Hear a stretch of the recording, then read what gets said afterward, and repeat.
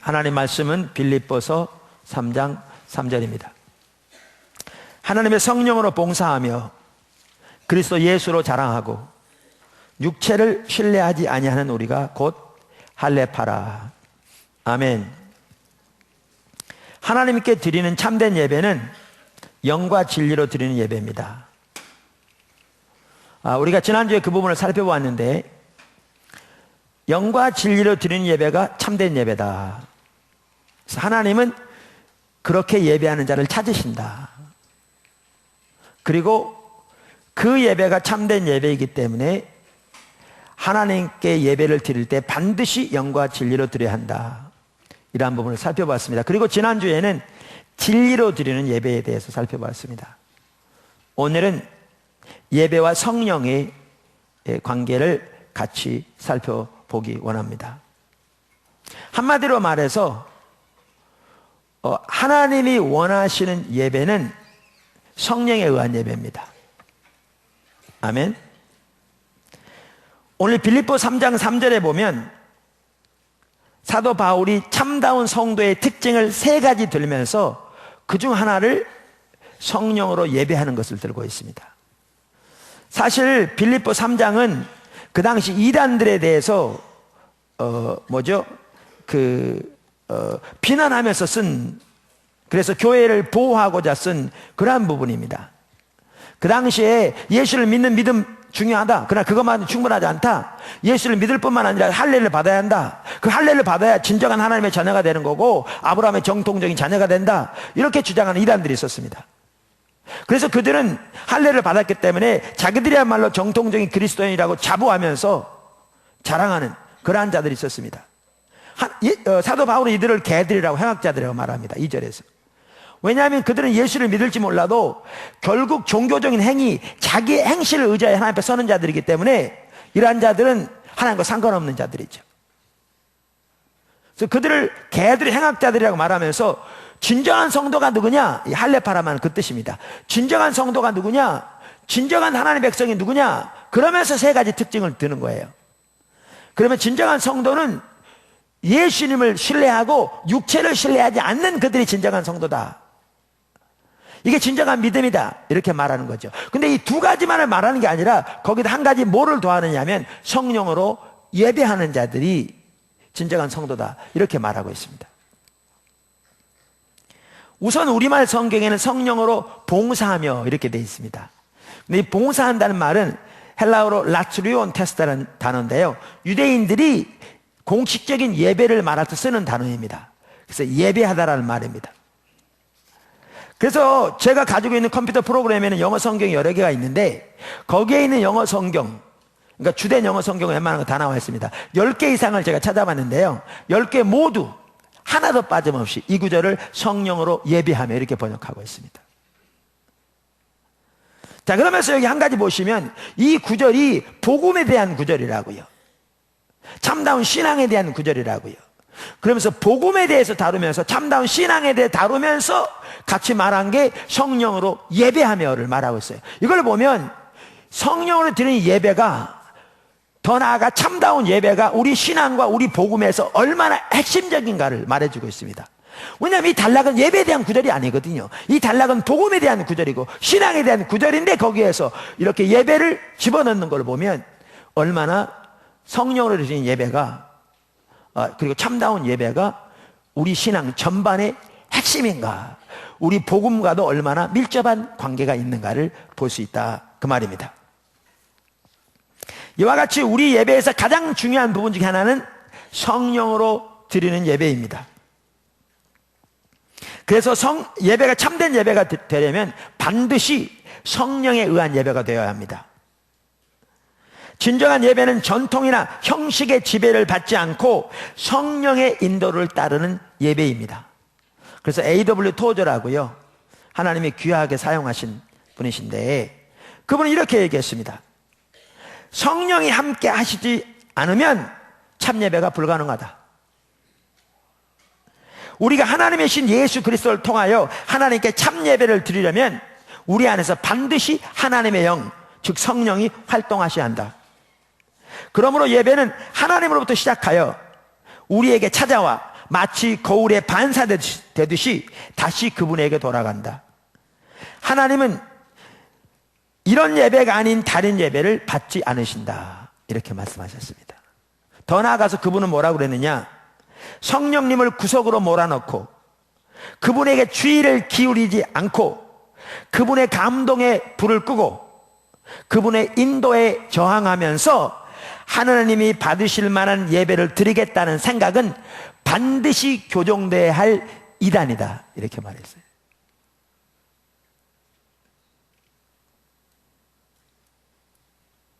성령에 의한 예배를 얼만큼 중요한 것인가를 잘 말해주는 거죠. 그러면서 하나님이 받으실 만한 예배를 드리는 방법을 아는 분은 오직 성령님이시다. 성령에 의한 예배가 되어져야 한다. 로이드 존스 목사님 후임으로 영국의 대표적인 교회 중에 하나인 웨스트민스터 채플에서 30년 가까이 사역하신 알트 킨들 목사님도 예배에 대한 책을 쓰면서 빌립보 3장 3절의 기초에서 전체를 성령에 의한 예배에 대해서 책을 썼어요. 그만큼 예배는 성령에 의한 예배가 되어야 합니다. 아멘. 근데 우리의 예배가 성령에 의한 예배가 되려면 이 세 가지가 되어야 합니다. 이 세 가지가 그 속에 포함되는 겁니다. 첫째, 성령의 인도를 따르는 예배. 둘째, 성령의 조명과 예배. 셋째, 성령의 능력이 역사하신 예배. 이 세 가지가 되어야 그 예배가 성령이 인도하시는, 성령에 의한 예배가 되는 것이죠. 자, 그럼 이 부분을 오늘 하나하나 좀 살펴보기 원합니다. 첫째, 성령의 인도를 따르는 예배. 우선 우리 신앙은 처음부터 끝까지 성령에 의한 삶입니다. 믿으시죠? 특별히 신학시대는 더욱더 그렇습니다. 그리고 우리 신앙생활 중에서 성령의 도움이 없이 가능한 것이 하나가 없습니다. 여러분 잘 아시는 고린도서 3장 6절을 한번 보십시오. 사도 바울이 이렇게 말합니다. 그가 또한 우리를 새 언약의 일꾼 되기에 만족하게 하셨으니 율법 조문으로 하지 아니하고 오직 영으로 하매니 율법 조문은 죽이는 것이요 영은 살리는 것이라. 자, 여기 보세요. 여기 새 언약은 뭘 가르치죠? 신약을 가르쳐요. 자, 신약은 뭐에 의한 삶이 아니고 뭐에 의한 삶이라고요? 율법 조문 혹은 다른 말로 하면 문자에 의한 삶이 아니고 영에 의한 삶이라, 혹은 성령에 의한 삶이라, 그 말이죠. 여기 율법 조문에 의한 삶은 그 당시 유대인들이 이해하는 구약의 삶입니다. 원래 하나님의 말씀하신 구약의 삶은 율법 조문에 의한 삶이 아닙니다. 근데 그 당시 유대인들은 구약의 삶을 율법 조문에 의한 삶으로, 문자의 삶으로 이해했습니다. 지금도 유대인들은 자기들의 신앙을 율법 조문에 의한 삶으로 이해하고 있습니다. 제가요, 작년에 이스라엘 갔을 때 거기서 들은 얘기입니다. 아랍권과 여러 번 전쟁이 있었잖아요.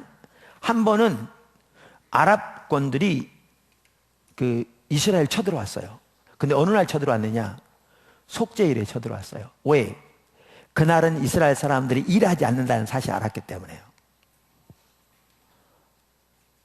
전쟁 탱크를 몰고 쳐들어왔는데요, 이들이 반격하는 것이 일로 여겼기 때문에 반격을 못한 겁니다. 총에 맞으면서도 계속 후퇴했어요.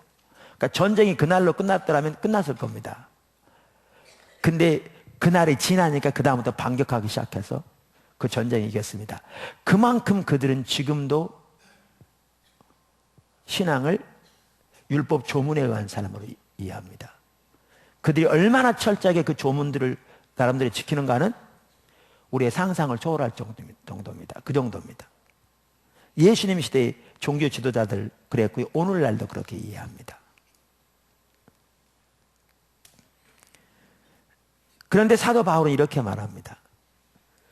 우리 신앙은, 특별히 새 언약은 율법 조문에 의한 게 아니라 성령에 의한 거라. 율법 조문은 죽이는 거다. 왜 죽이는 거냐?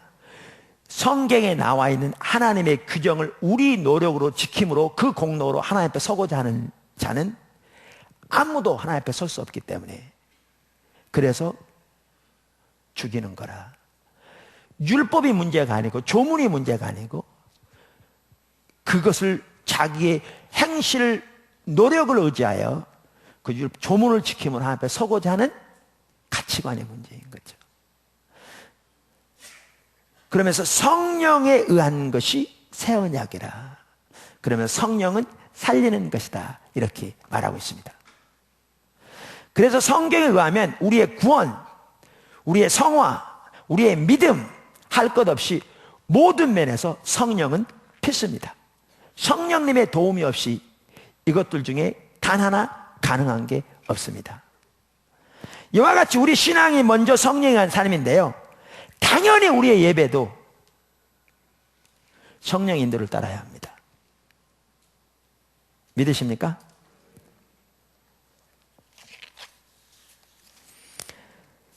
그러니까 시편은 하나님께 드려진 예배입니다. 그렇죠? 하나님께 드려진 찬송 예배인데, 여러분 시편을 누가 감동하셨죠? 성령님이 감동하신 겁니다. 그래서 예배는 아까 에이든 토조가 말한 것처럼 하나님이 주신 것을 가지고 하나님께 드리는 게 예배입니다. 그래서 예배의 핵심은 성령의 인도입니다. 예배의 주관자는 성령님이 되셔야 합니다. 성령이 주관하신 예배가 우리 가운데 더욱더 되어져야 그것이 하나님이 기뻐하시는 예배가 되는 것입니다. 그래서 로이드 존스 목사님이 이렇게 얘기하죠. 참다운 신약의 예배와 형식적인 예배의 차이를 말하면서 그의 책 부흥에서 이렇게 말합니다. 예배의 형태가 형식적이 될 때 성령께서 덜 나타나시며 여러분은 신약으로부터 더 멀리 떠나게 된다는 것을 언제나 주목할 것입니다. 신약교회의 매우 중요한 특징은 이 즉흥성, 이 삶, 이 살아있는 내밀성, 이 활성 등이었습니다. 그러나 성령과 그 가마력에서 떨어지게 되면 모든 것이 형식적이 되어버립니다. 껍데기만 남는 거죠. 그래서 예배의 여러 형식을 갖게 되는 것입니다. 침체기에 빠진 교회가 예배 의식에 있어 보다 더 형식적이며 예배 형식을 채용하여 공기도서나 의식서로 돌아가는 경향을 띈다는 것을 알게 될 것입니다. 이 모든 것은 형식적인 종교의 한 부분입니다. 참다운 예배는 성령이 운행하셔서 하나님과의 교제가 핵심인데, 예배가 타락하면 이 핵심은 빠진 채 절차와 모양과 순서만 남는 형식적인 종교의 한 부분만 남게 되는 것이지요. 그래서 신앙이 침체되고 타락한 시대일수록 예배가 형식화된다. 반면에 신약교회 예배, 하나님 부흥 때 예배는 그러한 형식적인 모양이 아닌 하나님과의 살아있는 교제, 성령님의 통치, 하나님의 생명이 특징이라 이렇게 말하고 있는 것이지요.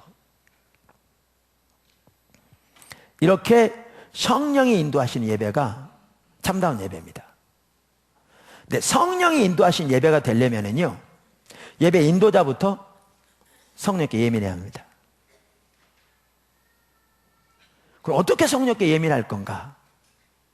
모든 예배 인도자들 다 그래야 돼요. 전체적으로 예배 인도하는 사람 말할 것도 없고, 설교하는 사람도 그렇고, 찬양으로 예배를 인도하는 사람도 그렇고, 기도하는 사람도 그렇고, 다 성령께 민감해야 돼요. 제가 그러면 구체적인 방법을 그 찬양 인도자들의 예를 들어서 말씀드릴게요. 찬양 경배를 통해서 우리는 하나님께 예배를 드리는데 찬양 인도자의 역할이 중요하죠. 자, 그러면 그 예배가 성령의 인도하는 예배가 되려면 세 가지가 있어야 돼요. 최소한. 첫째, 찬양 인도하는 사람은 그러니까 무엇을 가지고 하나님께 찬양을 드릴까 해서 선곡에서부터 성령 인도를 따라야 합니다. 아까 말씀드렸잖아요. 하나님이 주신 것을 가지고 하나님께 예배하는 것이 참다운 예배라고요. 그래서 하나님이 무슨 찬양을 가지고 하나님께 예배 드리길 원하는지를 올바로 찾아야 돼요. 그래서 하나님과 관계에 찾습니다. 지금 교회 가운데 하나님께서 이런 일을 행하고 계십니다. 이렇게 하나님의 마음이 여기 있습니다. 근데 우리가 하나님을 예배한다면서 엉뚱한 걸 가지고 예배를 해요. 이렇게 그러면 하나님은 오른다리 가려운데 우리는 왼다리만 긋고 있는 겁니다. 이 선곡에 있어서요, 하나님이 원하시는 것을 잘 분별해서 그것을 가지고 하나님을 예배 드릴 만큼 우리는 하나님의 뒷받침을 경험해요. 설교도 똑같아요. 목회자가 설교할 때 아무거나 가지고 설교합니까? 아니죠. 하나님이 이 시점에서 이 백성들에게 무슨 말씀을 전하기 원하시는지를 발견해야죠. 어떨 때 이 부분이 제일 어려워요. 그래, 하나님과의 관계에서 주님을 꾸준히 찾는 가운데 하나님의 의중을 발견해야죠. 하나님이 원하시는 메시지를 전할 때 그게 예레미야 23장에 나온 것처럼 하나님의 말씀이 되는 거죠. 하나님의 입에서 나오는 말씀. 그리고 하나님이 원하시는 말씀을 전할수록 하나님의 뒷받침을 기대할 수 있어요. 왜요? 그분은 그분이 원하시는 말씀을 뒷받침하시는 거죠. 그분의 진리를 뒷받침하시잖아요. 네, 두 번째, 찬양 인도자는 선곡에 있어서 하나님 인도를 받아야 할 뿐만 아니고 준비할 때도 하나님 인도를 받아야 돼요. 성령 인도를 받아야 돼요. 성령의 인도를 따르는 예배라고 해서 준비가 필요 없는 것은 아닙니다. 옛날에 우리나라만 하더라도 미국에서 그런 사람도 있었어요. 말씀은 성령이 주시는 말씀이 돼야 합니다. 그래가지고 준비 하나도 안 하고 와. 딱 올라와서 그때부터 뭐 하려고 그러냐, 이제 성령이 주시는 말씀을 전하기 원해. 이렇게 가면요, 몇 번 하면 할 게 없습니다. 맨날 똑같은 얘기만 하고. 그러니까 성령의 인도를 따른다고 해서 반드시 준비가 없어야 되는 것은 아닙니다. 그래서 즉흥적으로 서서 그때그때 주시는 것만 한다는 게 전혀 아니죠. 준비가 있어야 합니다. 그러면 성령의 인도와 준비가 어떻게 같이 가는가? 아까도 말한 대로 선곡에 있어서 성령의 인도를 따를 뿐만 아니라 준비할 때에도 하나님 인도를 따라야 합니다. 설교를 제가 말하면 저는 쉽게 말할 수 있어요. 왜냐하면 저는 설교하는 사람이라. 자, 보세요. 하나님이 어떤 말씀을 전하기를 원하세요. 이렇게 기도하는 중에 성경을 통해서 또 기도를 통해서 여러 가지 통해서 말씀하세요. 우리 지체들에게 이 부분을 전하기 원한다. 그러면 제가 이렇게 윤곽을 가지고 있잖아요. 그럼 요거만 가지고 그냥 서지 않아요. 요걸 가지고 하나님 앞에 서요. 기도하면서, 준비 과정에서 하나님 뭐를 전하기 원하십니까? 이 부분에서 어떤 부분을 강조하기 원하십니까? 하나님 이 부분에서 뭐를 더 드러내기 원하십니까? 이렇게 다 찾아야죠. 그러면서 구체적인 준비를 해야 돼요. 이제 그냥 제 마음대로 하는 게 아니에요. 하나님의 구체적인 인도를 따라서 하는 거예요. 그렇게 예배도 준비돼야 되는 거죠. 근데 제가 이렇게 예언하라라고 번역된 그 책을 보니까요, 그 구레함 쿡 목사님, 영국 분인데 영국과 미국에 지금 사역하면서 예언 사역자 중에 참 귀한 분이거든요. 근데 그분은 예언도 그렇게 한다고 그러더라고요. 그냥 우리 생각에는 그냥 빡 서가지고 그냥 주신 말씀 하는 것 같은데 안 해요. 그분은 뭐라 하면 예언도 뭐부터 시작되냐? 마음의 부담부터 시작된대. 그러니까 어떤 교회든지 개인을 향해서 늘 마음에 품는 거예요. 이거부터 시작돼. 사실 설교가 그렇잖아요. 마음에 품고 하나님, 저들을 향하는 하나님의 뜻이 뭡니까? 하나님, 저들을 축복합니다. 하나님의 길로 저들을 인도해 주세요. 믿음 안에 저들이 잘 세워지게 해주세요. 이렇게 마음에 품으면 어떨 때는 전혀 기대하지 않을 때, 기도 중에건 혹은 묵상 중에건 어떨 때는 길을 향할 때건 하나님께서 그 개인과 교회에 대한 말씀을 주신 거예요. 그러면 그거만 딱 전하는 게 아니고 이제 이걸 가지고 주 앞에 서요. 설교자가 말씀의 핵심적인 내용을 가지고 구체적으로 서는 것처럼 서는 거예요. 구체적으로 하나님 뜻이 뭔지, 의중이 뭔지, 개인과 교회를 향한 서는 거예요. 이렇게 똑같아요. 성령 인도는. 그 다음에 한 번 더 성령 인도를 받아야 돼요. 그게 뭐냐? 실제로 예배를 드릴 때 성령 인도를 받아야 돼요. 여러분, 찬양은 그 자체가 예배입니다. 찬양은 그저 리허설한 대로 연주하는 공연이 아닙니다. 찬양과 경배를 공연으로 이해하면 그것은 기계적인 예배에 불과합니다. 자체가 예배입니다. 그렇기 때문에 찬양 인도자는 연습하고 성령 인도라 준비했을지 몰라도 하나님 앞에 예배 드릴 때는 이 자체를 내려놓고 이것을 토대해서 하나님 앞에 서야 합니다. 그래서 그분을 마음껏 높이고 사모하고 열망하고 그분께만 예배하면서 그러면 성령이 인도하시죠. 설교자가 똑같아요. 그렇게 설교를 준비하지만 설교한 원고를 읽는 게 설교가 아닙니다. 그러니까 준비한 원고를 읽는 게. 그래서 세계적으로 하나님 앞에 귀하게 쓰임 받았던 그야말로 세계 잘 알려진 설교자 한 분은요, 그렇게 설교를 철저히 준비한대요. 충분히 숙지한대요. 그 다음 어떻게 하느냐? 원고 찢어버리고 올라간대요. 왜? 준비한 원고를 읽는 게 설교가 아니거든요. 준비한 것에 토대 위에 서대, 하나님과의 친밀한 교제 가운데서 그분이 주시는 그분의 말씀을 전하는 거예요. 아까 그 예언도 똑같아요. 그레이엄 크 목사님 뭐라고 그러냐면, 이렇게 준비돼서 서서 이제 실제로 하나님 주신 감동을 나눌 때, 그때 하나님께서 또 구체적으로 보이시고 인도하시고 이끌어 가시는 거죠. 이렇게 예배가 성령의 인도를 따라야 합니다. 그래야 그분이 주관하신 예배가 되죠. 아멘. 이제 여기 한 가지 중요한 게 있습니다. 이렇게 성령의 인도를 따르면 나타나는 중요한 특징이 있습니다. 그게 뭐냐? 즉흥성입니다. 즉흥성. 성령께서 주관하신 예배의 한 핵심은 즉흥성입니다. 사실 즉흥성이야말로 우리의 예배가 참다운 예배라는 중요한 한 가지 테스트입니다. 그러니까 이 말은 우리의 모든 예배 시간에 끊임없이 즉흥적인 요소가 있어야 한다, 그 말은 아닙니다. 이 말은 우리의 예배는 성령께서 인도하시기 때문에 때로는 우리가 전혀 기대하지 않은, 우리가 전혀 의도하지 않은 성령께서 그분의 계획과 의중을 알리셔서 인도해 가시는 그 즉흥적인 요소가 있게 돼 있다, 그 말입니다. 그래서 찰스 스펄전 목사님은 자기들의 예배 가운데 늘 하나님의 거룩한 무질서가 있기를 추구했고요, 로이드 존스 목사님도 하나님의 부흥 때마다 살아있는 예배가 함께 하는데 그 예배에는 즉흥성이 있다고 말했고요, 알트 킨들 목사님도 참되고 열정적인 예배의 특징은 즉흥성이다, 이렇게 말하고 있습니다. 자, 그래서 우리는 이걸 가지고 우리 예배를 살펴봐야 돼요. 여러분, 포도나무 교회 예배 가운데, 여러분의 예배 가운데 성령께서 주도하셔서 움직이시고 앞서가심으로 우리가 계획하지 않았던 일들을 행하시는, 뜻을 보이시는 그러한 즉흥성에 있었던 것이 언제입니까? 내 기억에는 까마득하다고요? 그렇다면 우리의 예배는 우리도 모르는 사이 지금 형식적이 되어가고 있습니다.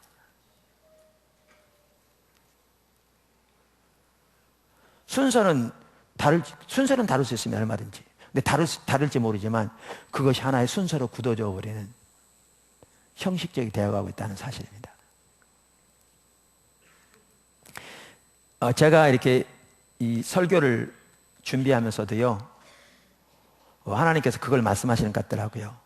우리 개인적으로 주님을 따라가려면 집중 주님 찾고 주님 구하고 주의 말씀을 묵상하고 배우고 그러면 이제 하나님의 뜻을, 길을 보이시잖아요. 그럼 그 길 앞에 우리의 모습이 보이잖아요. 하나님 의도하신 사람은 이건데 우리 그 현실은 이거임. 그러면 우리가 회개하고 돌이키고 주님 말씀대로 우리 삶을 조정하고 주님의 은혜를 구하여 나가잖아요. 근데 교회가 전체적으로 그렇게 해야 되거든요. 그래서 우리가 예배에 대해서 살펴본다면, 예를 들면 참다운 예배의 한 특징은 즉흥성이라. 그런데 우리 예배를 살펴보니까 하나님이 성령을 통해 우리를 주도하시면서 인도하시면서 우리가 계획하지 않았던 것들을 인도해 가시는 그 즉흥적인 일들이 일어난 지가 까마득하다. 그럼 우리의 예배가 우리도 모르는 사이에 지금 형식화되어 가고 있다는, 껍데기만 남고 있다는 것을 증명하는 거거든요. 그러면 우리가 그게 보여지면 우리 자신을 보고 회개하고 돌이켜야 합니다. 그리고 하나님 성령께서 인도하신 예배가 되기 위해서 갈급하고 찾고 구하고 은혜를 구하고 배고파하고 목말라하고 사모하고 갈망하는, 회개하고 돌이키고 주의 도움을 구하는 그러한 자리로 서야 되죠. 그러기 위해서 우리가 하나님의 기준을 살펴보는 겁니다. 그런데 즉흥성에 있어서도요, 우리의 예배에 있어서도 핵심은 뭐냐? 하나님의 얼굴을 구하는 것입니다. 하나님의 얼굴을 구하는 삶이 되어야, 그리고 지속적으로 하나님의 얼굴을 구해야, 그래야 뭐죠? 그 하나님의 임재도, 성령의 운행하심도, 성령의 주도권도 거기에 더 함께 합니다. 제가 지난주에 광고 때 말씀드렸는데 일부 성도들 중에 어려움을 당하고 있는 영적으로 마음이 아팠어요. 그리고 제가 계속 어떻게 그들을 도와야 되나 고민하고 그랬어요. 근데 여러분, 정답일지 모르지만요, 가장 근본적인 문제는 본인들이 주님 얼굴을 구하지 않아서 그래요. 그 문제들은 본인들이 집중적으로 주님을 찾았더라면, 주님의 얼굴을 구했더라면 다 해결될 문제들이에요. 우리가 옆에서 도와서 그 일을 같이 해내야 되죠. 그래서 즉흥성에 있어서도 핵심은 하나님의 얼굴을 구하는 것입니다. 우리가 예배로 우리의 삶에서 얼만큼 하나님의 얼굴을 구하는 삶을 살고 우리의 예배로 또 하나님 그분 자신을 사모함으로 그분을 구하여 그분의 영광을 보기를 구하여 그분의 의중을 구하여 그분을 사모하여 나오는가, 얼만큼 그렇게 사모하며 나오는가에 따라서 우리의 예배 가운데 성령님의 통치와 운행하시면 결정될 것이거든요.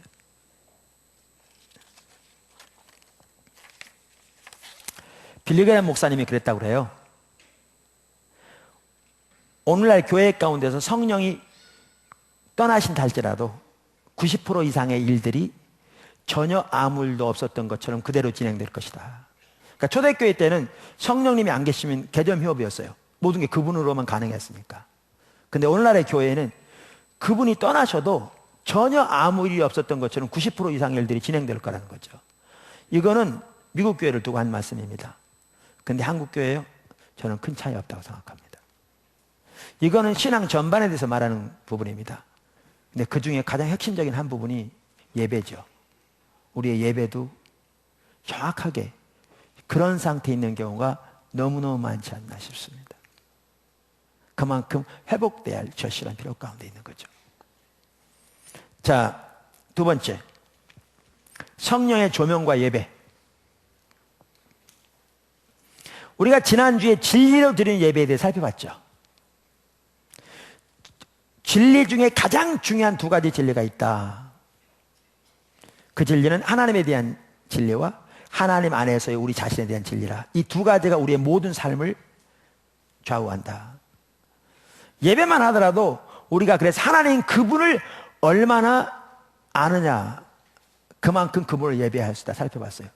그런데 이렇게 하나님을 우리에게 알게 하시는 분이 누군가? 성령님입니다. 그래서 요한복음 16장 13절에 보면 성령님 우리를 진리로 인도하실 분일 뿐만 아니라 에베소 1장 17절에 나온 것처럼 성령님이 우리에게 하나님을 알게 하시기 때문에요. 그래서 우리의 예배가 하나님이 기뻐 받으시는 진리에 의한 예배가 되려면 성령께서 그분 자신을 우리에게 계시해 주셔야 합니다. 다시 말하면 성령의 조명이 필수입니다. 제가 이 부분을 두 가지 면에서 살펴보겠습니다. 작은 첫 번째, 성령의 조명으로 우리가 하나님을 알 때 우리가 하나님을 올바로 예배할 수 있습니다. 성령의 조명으로 우리가 하나님을 올바로 알 때 우리가 하나님을 올바로 예배할 수 있습니다. 여러분, 여호수아서 5장 13절에서 15절에 보면 여리고성 바로 앞에서 군대 장관이 여호수아에게 나타난 사건이 기록되어 있습니다. 제가 한번 읽어보겠습니다. 여호수아가 여리고에 가까이 이르렀을 때에 눈을 들어본즉 한 사람이 칼을 빼어 손에 들고 마주 서 있는지라. 여호수아가 나아가서 그에게 묻되 너는 우리를 위하느냐 우리의 적을 위하느냐 하니 그가 이르되 아니라 나는 여호와의 군대 장관으로 지금 왔느니라 하는지라. 여호수아가 얼굴을 땅에 대고 엎드려 절하고 그에게 이르되 내 주여 종에게 무슨 말씀을 하려 하시나이까. 여호와의 군대 대장이 여호수아에게 이르되 내 발에서 신을 벗으라 내가 선 곳은 거룩하니라 하니 여호수아가 그대로 행하니라. 보세요, 한 사람의 모습으로 나타났습니다. 여호수아가 이렇게 말합니다. 원수 편이냐 우리 편이냐? 우리 편이면 나를 와서 나를 돕고 원수 편이 내가 너 먼저 싸워줄게, 이런 뜻입니다. 그랬더니 이렇게 말씀하시는 거죠. 나는 여호와의 군대 장관으로 여기 왔다. 내가 이 전쟁을 주관하러 왔다. 이분은요, 여호와의 사자입니다. 근데 여호와의 사자인데 그냥 보통 사자가 아닙니다. 그래서 영어에는 에인절 할 때 대문자 A로 썼습니다. 하나님이 오신 겁니다. 그래서 이 사자만 경배를 받습니다. 다른 모든 천사는 절대로 예배를 안 받습니다. 못 받습니다. 하나님만 예배를 받으시 합당하니까. 이 사자가 야곱이 싸웠던, 하나님과 씨름했다고 나오는 그 사자입니다. 그래서 학자들은 많은 경우에 성육신하기 전에 예수님의 모습일 거라고 이런 식으로 이렇게 이해합니다. 어찌됐든 간에 여호와의 군대 장관으로 오신 그분을 인식하게 되었을 때 여호와서는 납작 엎드려집니다. 엎드려 경배합니다. 경외함으로. 그러면서 보세요. 그 여호와의 군대 장관이 그러거든요. 내 신발을 벗으라. 신발을 벗으라 말이 이거 벗어 던지란 말이 아니고요. 그 당시 노예는 신발을 신지 않았습니다. 그러니까 내 주권 포기하라. 네 삶을 내 발 앞에 내려놓으라. 내가 너의 삶의 진정한 온전한 주인이 되게 하라. 그 말입니다.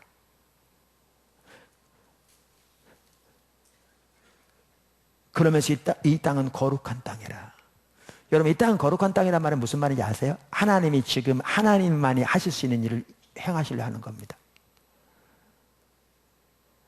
시내 산에서 하나님께서 자신을 계시하실 때 모세가 그 앞에 엎드려졌는데 그때도 똑같은 말씀하셨습니다. 하나님이 지금 주도권을 잡으시고 하나님의 일을 이루시려 하십니다. 이렇게 하실 때 우리의 주권, 우리의 생각 철저히 내려놓고 종의 자세로 그 앞에 엎드리라는 겁니다. 그리고 여호수아가 어떻게 합니까? 납작 엎드려 종이 됐사오니 말씀하옵소서. 자기의 모든 주권 포기하고 주인 대신 여호와 앞에 엎드려 종으로서 그 음성 듣고 순종할 자세로 엎드리는 거죠. 근데 이 모든 게 언제 가능했던 거 아십니까? 여호와의 군대 장관을 인식했을 때 가능했습니다.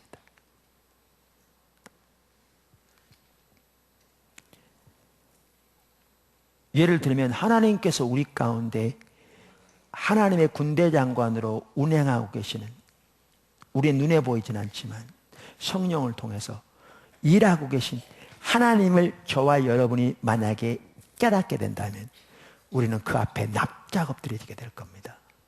뿐만 아니라 여호수아처럼 모세처럼 우리의 모든 삶의 주도권을 그분께 드리고 우리의 물질, 우리의 신앙, 생활, 우리의 시간 모든 면에서 주도권을 그분께 드리고 우리는 그분 앞에 엎드려 그분을 경배하면서 종이 됐사오니 말씀하옵소서.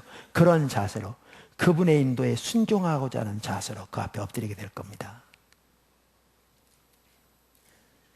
그리고 그렇게 하나님께서 이제 여리고성을부터 시작해서 가나안 전체를 정복하시는 일을 하나님의 능력으로 하시면서 여호수아에게 요구하신 자세가 바로 그 자세였습니다. 그리고 우리가 그렇게 엎드릴 때 하나님은 우리를 통해서 우리 가운데서 바로 그런 일을 이루실 겁니다. 근데 그 예배요? 하나님에 대한 올바른 인식이 가능케 합니다.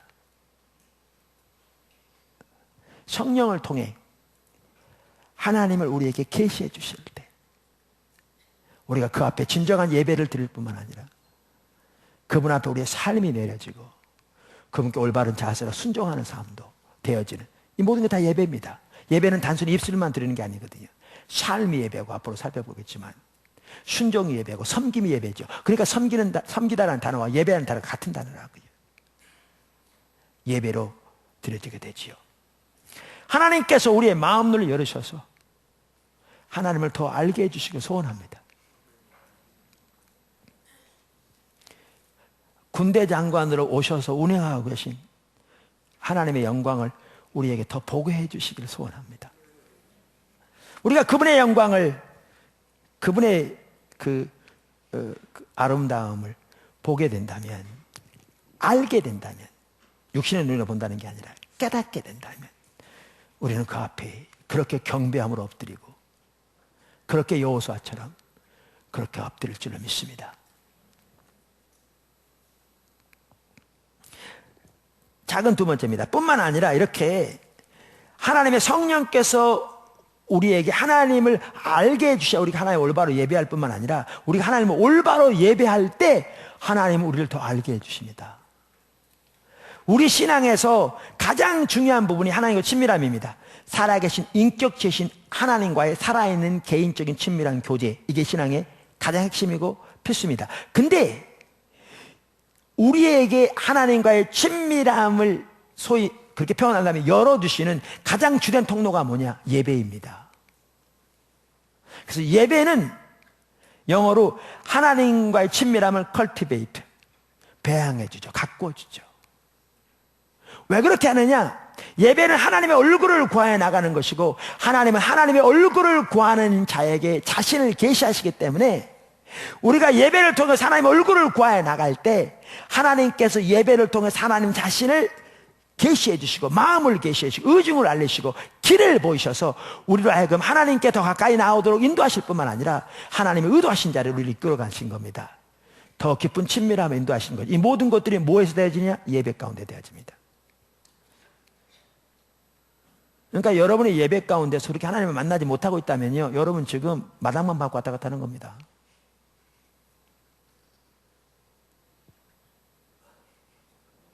그러면 그냥 계셔서는 안 됩니다.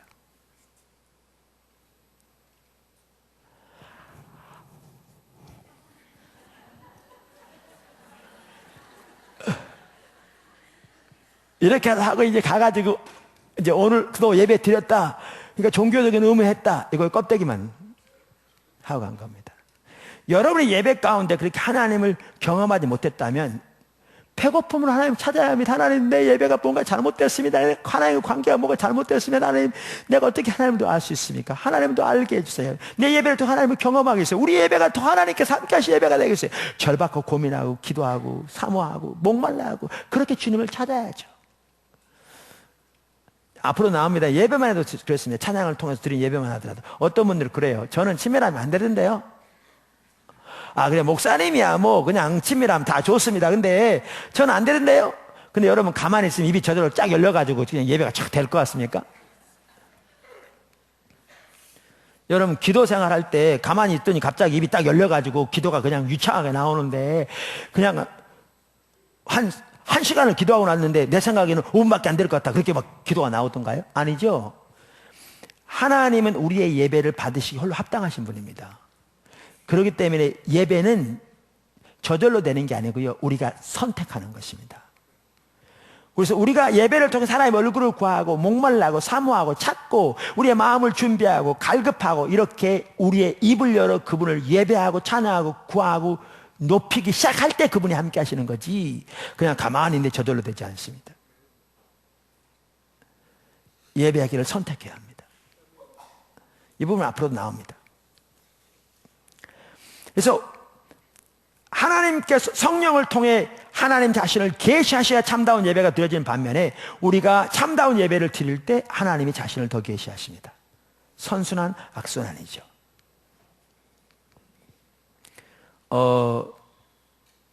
그러니까 분당에서 우리가 교회가 있을 때 그 한진 8단지 지하에 있을 때입니다. 그러니까 꽤 몇 년 됐죠. 그때 중보기도를 제가 인도하고 있었습니다. 지금 이제 2시간 단위로 계속 하나님의 얼굴 구하는 곳이잖아요. 다윗장막에서. 여러분 꼭 참석하세요. 시간 내서. 그 다윗장막에서 이렇게, 다윗장막은 지금 이렇게 있는데, 그 당시에 이렇게, 중보기도를 이렇게 하고 있는데, 중보기도를 제가 인도하고 있었어요. 그 당시에. 그때는 이제 찬양팀도 있었지만, 뭐 기도의 시간은 제가 그냥 인도하는데, 찬양을 드리면서 예배를 드리고 있는데요. 그전부터 알고 있었던 내용인데 하나님이 한 부분을 딱 보이시더라고요. 선명히. 그게 뭐였냐면 이제 어디 가면 뭐 사람들 막 은혜 받았다고 그러거든요. 은혜 받았다고 그러고 뭐 삶이 이렇게 변했다고 그러고 이렇게 뭐가 바뀌었다고 그러고 뭐 외국에서도 지금도 이렇게 메일도 오기도 하고 사람 만나면 많이 그렇게 칭찬도 하고 그리고 어떤 분들은 밥도 사주고 뭐 옷도 사주고 막 그래요. 이번에도 어떤 분이 스승의 날이라고 저한테 뭐 또 옷도 사주고 막 그래가지고. 근데 제가 서서 이렇게 예배를 인도하는 예배를 드리는데 그게 딱 보여지는 거예요. 그분들이 저를 칭찬하고 뭐 대접도 잘하고 이렇게 하지만 저 때문에 그런 게 아니잖아요.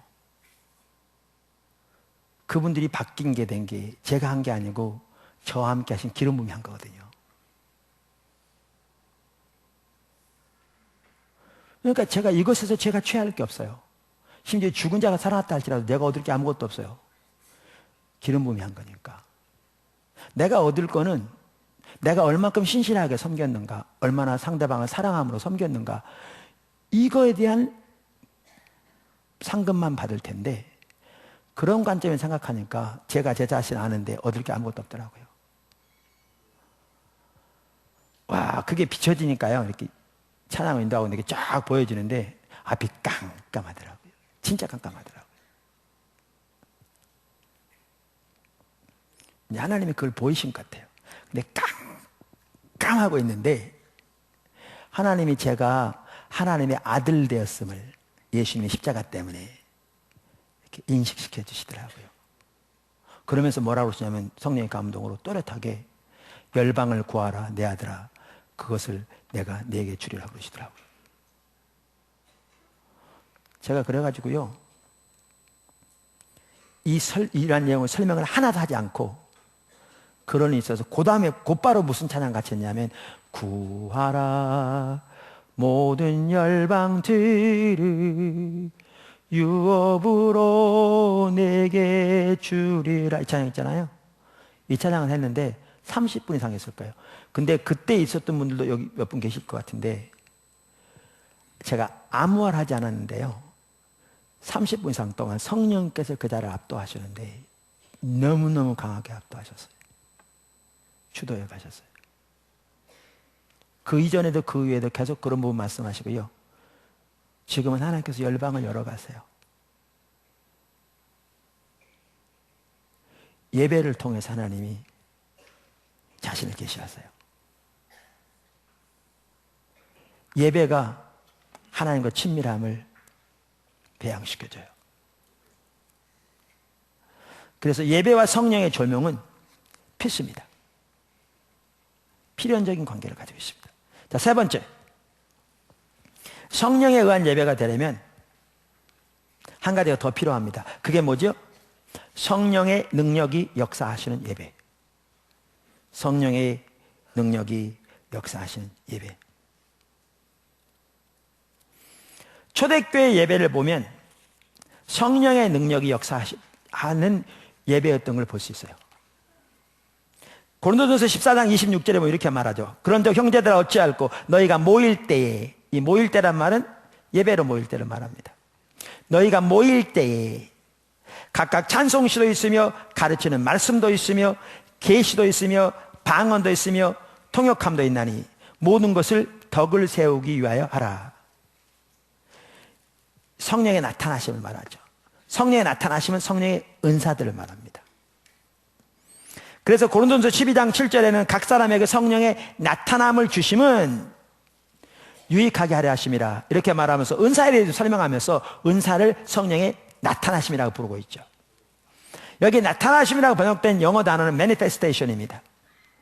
근데 manifestation은 춤추는 손이라는 두 개의 단어에서 나온 그러니까 두 개의 라틴어 단어에서 나온 단어랍니다. 그러니까 이런 것 같아요. 오케스트라 지휘자 있잖아요. 이렇게. 그럼 이 손에 따라서 악기 다 움직이잖아요. 그런 것처럼 하나님의 성령께서 그 예배 가운데 지휘하셔서 이렇게 하심으로 성령의 은사들의 능력이 이렇게 나타나고 이렇게 나타나고 이렇게 나타나는 게 초대교회 예배였죠. 믿으십니까? 특별히 고린도서 12장부터 14장은 은사에 대해 다루고 있는데 거기에 보면 우리가 모일 때라는 단어가 여러 번 나옴으로써 예배의 컨텍스트 내에서 이게 더 활발하게 이루어진 걸 볼 수 있습니다. 그래서 우리의 예배 가운데 우리는 성령께서 자유롭게 능력으로 역사하시기를 기대해야 합니다. 그 예배가 되기를 추구해야 합니다. 제가 오늘 아침에 이 설교를 이제 최종적으로 준비하면서도요, 하나님께서 그런 부분을 보이신 것 같았어요. 우리 포도나무 교회만 하더라도 이러한 부분이 우리 가운데 더 되어지기를 우리가 적극적으로 추구해야 될 것 같아요. 최소한 세 가지가 필요해요. 하나는 뭐냐? 그런 공간이 있어야 돼요. 더 시간을 들여야 돼요. 오늘날 예배는요, 많은 사람들 예배는 일정한 순서를 마치고 돌아가는 것으로 타락해버렸어요. 껍데기만 남은. 그러니까 오죽했으면 어떤 사람들은 교회 와서 이런대요. 뭐 포도나무교회 그런 사람 없어요. 왜냐하면 저한테 오겠어요? 예배 2시간 지겨우면 중간 나가버리고 그러겠지. 근데 어떤 분들은 와가지고 그런데요. 이 교회 예배 몇 시간 드립니까? 우리 1시간 남짓 드리는데요. 그러면 어느 교회는 40분 더 드리던데. 제 입에서 막 욕이 나오려고 그래 참고 있거든요. 그게 무슨 성도입니까?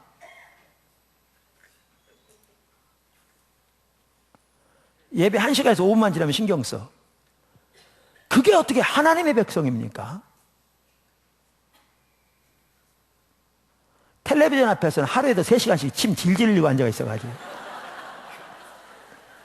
일주일에 한 번 교회 오면서 만군의 여호와 하나님을 예배한다고 자기를 창조하신 피로 값주고 자기를 구원하신 하나님을 예배한다고 그러면서 순서나 앉아가지고 뒤틀고 있다가 5분만 늦으면 인상 써. 그게 무슨 예배입니까? 그게 어떻게 하나님을 아는 자입니까? 그게 어떻게 성도라고 할 수 있습니까? 차라리 예배를 안 드리는 게 낫지. 그래서 이렇게 해서 앉아서 딱 마치고 가면 하나님이 도장 찍어가지고 너 오늘 예배 왔구나. 너 종교적 의무에서 복 줄게. 이럴 줄 아는 모양이죠. 예배를 그렇게 생각하나요? 또 그런 사람들 많아요. 너무너무 어리석은 거죠. 예배 가운데 성령님이 운행하시는 예배가 되려면 성령님이 운행하시는 공간이 필요합니다. 정해진 순서를 초단위로 아껴가면서 마치면 어느 때 성령이 알지 우리도 모르게 와서 만지고 갈 거라고요? 아니요. 그래서 그분을 또 환영해야 돼요. 우리요. 뿐만 아니라 이렇게 공간이 필요할 뿐만 아니라 우리는 성령님 환영해야 돼요. 오셔서 운행해 주시도록. 또한 우리가 주님 앞에 나올 때 성령님이 우리 가운데 자유롭게 운행하셔서 하나님의 놀라운 일들을 나타내 주시고 사모함으로 나오셔야 돼요. 이것도 우리에게 더 필요합니다. 그렇게 되기를 예수는 축원합니다. 근데요, 우리나라에, 이건 우리나라뿐만 아니기도 합니다만은 성령님의 직접적인 역사에 대해서 거부감을 갖거나 반대하는 사람도 있습니다. 이건 항상 있었습니다. 특별히 어떤 이해를 가지고 있는 사람들이 반대하는가? 율법주의적인 이해를 가지고 있는 사람들은 성령님의 직접적인 역사를 항상 반대합니다. 그래서 빌립보서에 보면 죄송합니다. 갈라디아서에 보면 4장의 사도 바울이 이삭과 이스마엘을 두 종류의 신앙책에 비유합니다. 이삭을 참된 복음인 십자가 복음, 이스마엘을 거짓 신앙책인 율법주의. 그러면서 29절에 이렇게 말하죠. 그러나 그때 육체를 따라 난 자가 성령을 따라 난 자를 박해한 것 같이 이제도 그러하도다. 율법주의적인 이해를 가지고 있는 사람들이 성령 역사를 대적한다 그 말이죠. 그래서 예수님 시대에도 예수님을 통한 성령 역사를 가장 대적했던 사람들이 불신자들이 아니고 율법주의적인 가치관을 가지고 있던 종교 지도자들이었습니다. 하나님의 부흥이 임할 때마다 하나님의 부흥의 역사를 가장 많이 대적했던 사람들이 그 당시에 율법주의적인 가치관을 가지고 있던 기독교인들이었습니다. 마틴 로이드 존스 목사님은 이 율법주의를, 제가 말한 율법주의를 죽은 정통주의라고 부릅니다. 그러면서 그는 이렇게 말합니다. 그 죽은 정통주의의 특징 중에 하나가 뭐냐? 열심을 싫어한다는 거죠. 여기 열심은 뭐죠? 이 사람이 종교, 신앙 열심이네. 그걸 말하는 게 아니라 여기에 말하는 열심은 성령의 외적인 역사를 말하는 겁니다. 그러면서 이렇게 얘기합니다. 죽은 정통주의의 두 번째 특징은 열심을 싫어하는 것입니다. 이것은 가장 중요한 주제입니다. 그러면서 몇 줄 띄고 열심을 혐오하는 것은 성령을 소멸하는 것입니다. 교회사와 친밀한 사람들, 특히 부흥의 역사를 잘 알고 있는 사람들은 열심을 비난했던 것이 부흥의 시기에 있어서 가장 활동적이었던 사람들에게 가장 큰 걸림돌이 되었다는 것을 알게 될 것입니다. 조나단 에드워즈요? 조나단 에드워즈 그 당시 배척을 받았습니다. 왜요? 성령의 외부적으로 나타나는 일 때문에요. 조지 히필드요? 그 당시 대적을 받았습니다. 요한 웨슬리, 하나님의 부흥이 임할 때마다 예배만 하더라도 그냥 정해진 순서를 적당히 마치고 돌아가는 것으로 인식하는 사람들은 예배 가운데 성령님의 직접적인 역사가 나타날 때 그것을 항상 대적했습니다. 오늘날도 성령님의 직접적인 역사를 거부하거나 반대하는 사람들이 있습니다. 저는 이렇게 생각합니다. 예수님께서 오늘날 우리 한국교회 오셔서 예수님이 성경에 하신 일들이 기록되어 있잖아요. 이 일들을 오늘날 주일날 낮 예배 시간에 교회에 사신다면 어떤 대접을 받을까? 예수님 한번 회당에 들어갔더니 귀신 들린 자, 귀신 속에서 귀신 드러나고 예수님 꾸짖었더니 소리 지르며 나갔어요. 어떤 사람은 뭐 거품 물고 쓰러진 다음에 뭐 치유되기도 하고, 이런 일들이 오늘날 주일날 대예배 시간에 일어난다면, 예수님 오셔서 하신다면 어떤 대접을 받을까? 이렇게 생각해 봅니다. 어쩌면은요, 적지 않은 교회에서 예수님 이단이라고 쫓겨날 겁니다. 그만큼 우리의 예배는 형식적이 되어버렸습니다. 우리가 예수님 우리의 주님이라고 그러는데, 우리의 기준은 성경이라고 그러는데, 말로는 이렇게 성령의 외적인, 다시 말하면 직접적인 역사들에 대해서 거부하면서 인용하는 성경 구절 중에 하나가, 많은 사람들이 인용하는 성경 구절 중에 하나가 뭐냐면 고린도전서 14장 40절입니다. 거기에 뭐라고 되어 있냐면 이렇게 되어 있습니다. 개역 개정판에는 모든 것을 품위 있게 하고 질서 있게 하라. 그러니까 품위를 갖추라, 그 말 아닙니다. 과거의 개역 개정판, 개역 성경에는 뭐라고 되어 있었냐면 모든 것을 적당하게 하고 질서대로 하라 이렇게 되어 있어요. 그러니까 이런 구절을 들어서 성령의 외적인 역사를, 직접적인 역사를 거부합니다. 근데 기억하시겠어요? 이 말은요, 주보에 나온 순서대로 그대로 질서대로 하라, 그 얘기가 전혀 아닙니다. 그 얘기가 아니에요. 이게 지금 어디 나오는 거죠? 고린도전서 14장 40절. 고린도전서 12장부터 14장까지 뭘 다루고 있다고요? 성령의 은사에 대해서. 이게 무슨 말이냐면요, 그 당시 고린도 교회 얘기하는 말이에요. 그러니까 고린도 교회 어떤 교회였어요? 은사가 부족함이 없이 나타났어요. 근데 하나님의 길을 따라 안 했어요. 그래서 사람들이 거기 내용 보면 알지만 교회 오면 다 방언으로만 했어요. 롤롤롤롤롤롤, 여기 할랄랄랄랄랄랄, 롤롤롤롤롤, 이런 거예요. 그러니까 사도 바울이 하는 말이, 당신들 서로 방언으로 얘기하면 어떻게 다른 사람이 더 유익이 되겠냐. 그러니까 교회에서는 하나님께 기도할 때는 몰라도 교회에서 다른 사람이 말할 때는 방언도 하지 마라, 통역이 없으면. 무슨 말이 하는지 알아들어야 상대방 유익될 거 아니냐, 지금 그 얘기거든요.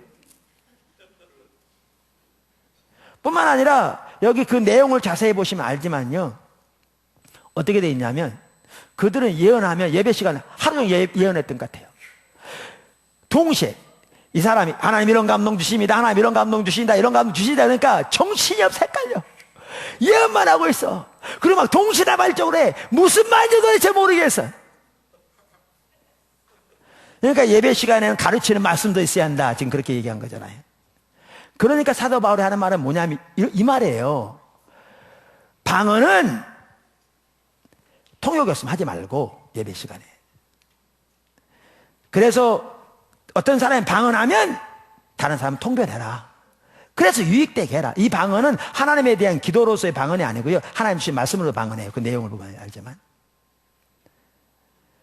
그리고 예언도 두세 명만 해라, 두세 명만. 그것도 순서대로 해라. 그래서 한 사람이 예언하면 다른 사람은 잠잠히 들으면서 분별할 것이고, 다른 사람이 예언 임하면 처음 하는 사람 조용히 하고 이제 그 사람 예언해라. 그리고 또 다른 사람에게 예언 임하면 그 사람 조용하고 이렇게 해라. 그래서 두세 사람만 해라. 그 다른 사람 분별해라. 이것을 말하며 사는 얘기입니다, 이 구절은. 모든 것을 적당하게 해라, 이 말은 이와 같이 덕을 세우기 위해서 은사만 하더라도 그것을 너무 과다하게 집착하지 말고 적절하게 하고 순서를 따라 하라, 그 말입니다. 이 말은 주보를 따라 예배를 드리란 말이 아니고 성령의 은사를 가지고 교회에서 예배 시간에 섬길 때 적당하게 실수를 해서 유익이 되게 하라, 그 뜻입니다. 이 구절은. 그래서 이 구절을 가지고 오늘날 직접적인 성령의 역사를 대적하는 것은 너무나 비성경적입니다. 근데 직접적인 성령의 역사를 대적하는 가장 큰 문제가 뭐냐? 아까 로이드 존스 목사님 한 그 얘기입니다. 그것은 성령을 소멸하는 죄를 범하는 겁니다. 오늘 너무나 많은 사람들이 사람들의 눈에 좋게 보이는 예배를, 그래서 소위 말하면 사람을 잘 오게 하기 위해서 예배에 신경 쓰는 경우는 많지만 하나님의 성령을 소멸하는 심각한 죄를 범하는 것에 대해서는 무감각한 경우가 절대 적지 않습니다. 심각한 부분이죠. 그래서 우리의 예배는 성령에 의한 예배가 되어야 되는데 성령에 의한 예배의 한 부분은 성령의 능력이 역사하는 예배입니다. 오늘 저는 성령에 의한 예배를 살펴봤습니다. 그것은 성령이 주관하신 예배, 인도하신 예배. 그것은 성령의 조명의 핵심이고, 그 다음에 성령의 능력이 역사하시는 예배가 되어야 한다. 포도나무교회 예배가 그렇게 되기를 주님을 축원합니다. 또 더 그렇게 성령에 의한 예배가 되기를 저와 여러분이 더 사모하고 열망하고 갈망하고 기도하고 예배로 나올 때 하나님의 얼굴을 더 구할 뿐만 아니라 그렇게 성령님의 놀라운 역사를 사모하고 구하는 저와 여러분이 되기를 주님을 축원합니다. 아멘. 자, 우리 반주자 나오시죠.